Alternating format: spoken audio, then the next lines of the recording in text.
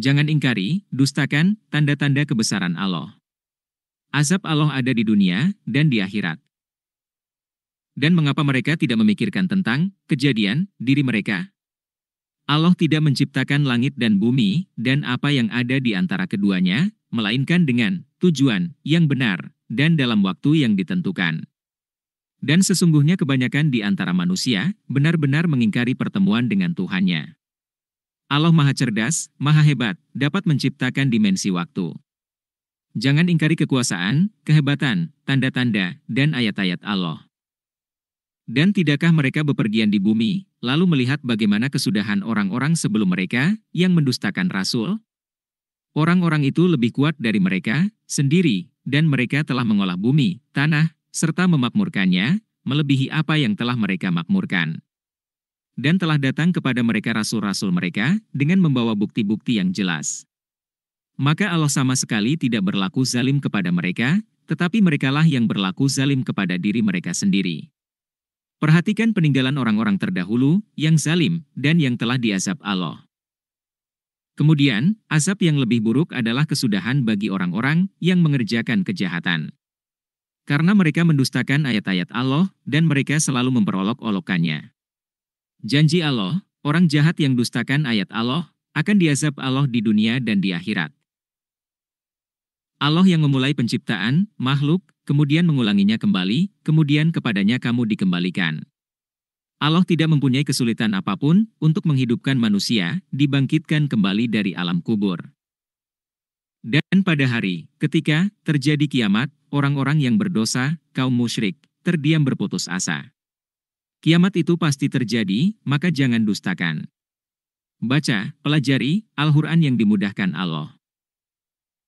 Dan tidak mungkin ada pemberi syafaat, pertolongan, bagi mereka, dari berhala-berhala mereka, sedangkan mereka mengingkari penyembahan berhala-berhala mereka itu. Mereka menjadi kafir karena berhala-berhala itu.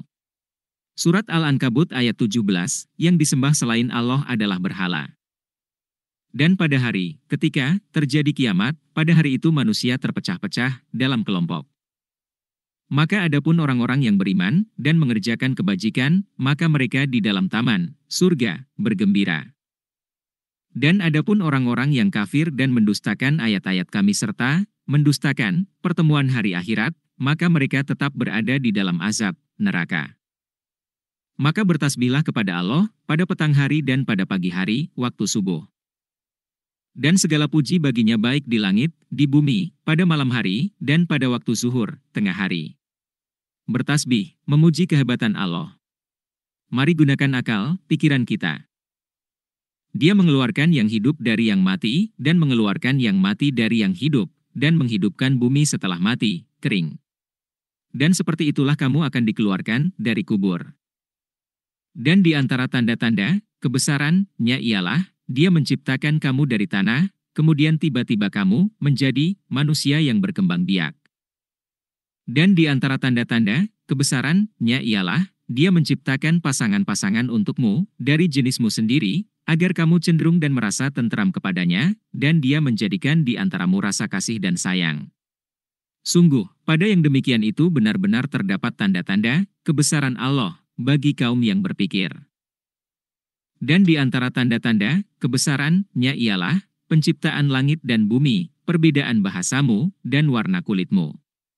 Sungguh, pada yang demikian itu benar-benar terdapat tanda-tanda bagi orang-orang yang mengetahui. Dan di antara tanda-tanda kebesaran-Nya ialah tidurmu pada waktu malam dan siang hari, dan usahamu mencari sebagian dari karunia-Nya. Sungguh, pada yang demikian itu benar-benar terdapat tanda-tanda bagi kaum yang mendengarkan. Dan di antara tanda-tanda kebesaran-Nya, Dia memperlihatkan kilat kepadamu untuk menimbulkan ketakutan dan harapan, dan Dia menurunkan air, hujan, dari langit, lalu dengan air itu dihidupkannya bumi setelah mati, kering. Sungguh, pada yang demikian itu benar-benar terdapat tanda-tanda bagi kaum yang mengerti.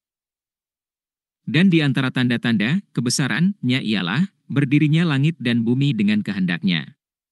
Kemudian apabila Dia memanggil kamu sekali panggil dari bumi, seketika itu kamu keluar dari kubur. Itu semua tanda kebesaran Allah, maka perhatikanlah. dan miliknya apa yang di langit dan di bumi. Semuanya hanya kepadanya tunduk.